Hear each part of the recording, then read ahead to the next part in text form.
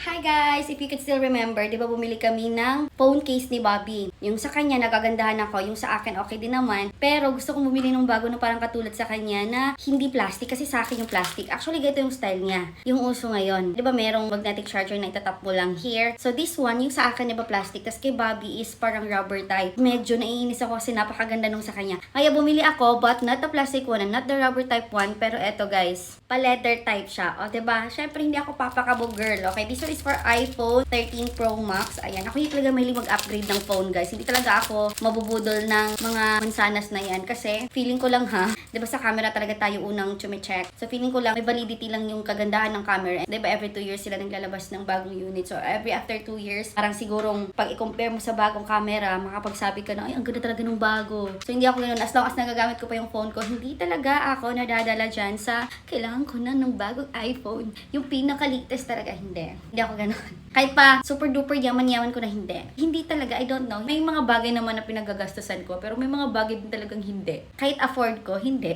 I don't know. So this one, merong kulay pink, pero hindi ko pinili yung kulay pink. I chose this one, and I find it cute. Hindi ko mahiram yung phone ni Bobby kasi nasa loob siya nagpapatulog kay Jem para sana ma-fit natin. But may imagine nyo naman already how it looks like. Pati sa loob, leather na leather. I really like it. At saka very shala siya tignan. Clean lang, hindi maraming arte-arte. Gusto ko yung ganun. Sa mga iPhone users dyan, maraming available for any units po yan. Check out nyo dyan sa Yellow Basket.